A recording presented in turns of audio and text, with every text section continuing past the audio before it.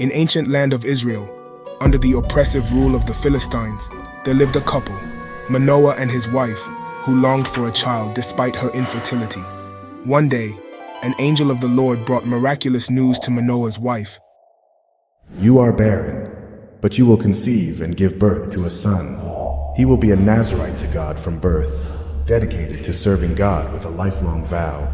His hair must never be cut, for it will be the source of his supernatural strength. Henceforth you must abstain from wine and fermented drinks, and avoid all that is unclean. So Samson grew up endowed with immense strength, except for one flaw. He had a weakness for beautiful, reckless women. One day, Samson was calmly walking through the vineyards of Timnah. Suddenly, a ferocious lion attacked him. The Spirit of the Lord empowered Samson, who wasn't just any man. In that critical moment, Samson tore the lion apart as effortlessly as one might crack an eggshell.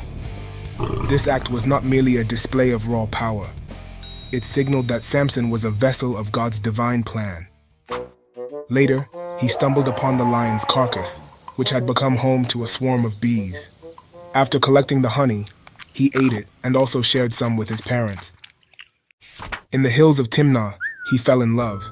Ignoring his parents' concerns about her not being an Israelite, he boldly arranged to marry her. At the pre-wedding feast, Samson crafted a riddle based on his encounter with the lion. Out of the Eda, something to eat. Out of the strong, something sweet. He challenged his 30 groomsmen to solve it, with high stakes. The groomsmen resorted to threatening his wife and her father to extract the answer. Ultimately, Samson's bride revealed the solution, leaving him to scrounge up 30 pieces of clothing. Angered by how his riddle backfired, Samson slew 30 Philistines to claim their clothes. Learning that his father-in-law had given his bride to one of the groomsmen, he sought revenge on them by setting their fields ablaze, using 300 foxes with torches tied to their tails. Afterward, the Nazirite sought refuge in a cave at the rock of Etam. The Philistines mobilized to capture him, but when they were about to seize him, an astonishing thing occurred. Samson broke free from his bonds. Weaponless, he quickly found a donkey's jawbone, with which he killed 1,000 Philistine soldiers.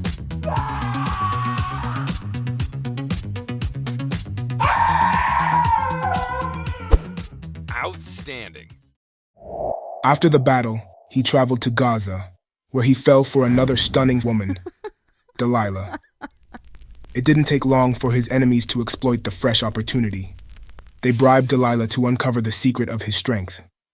Delilah's seductive tactics eventually wore him down, and Samson disclosed that cutting his hair would strip him of his divine strength. While he slept, she sheared his hair. Samson was captured by the Philistines, who blinded him and enslaved him in prison. In the solitude of his cell, as his hair slowly grew back, so did hints of his former strength. His ultimate act of valor was still to come. Led into a Philistine temple, swarming with enemies, he prayed for strength one final time to atone for his transgressions. God heeded his prayer, and Samson pushed against the pillars with all his might, collapsing the temple, destroying his enemies and himself too.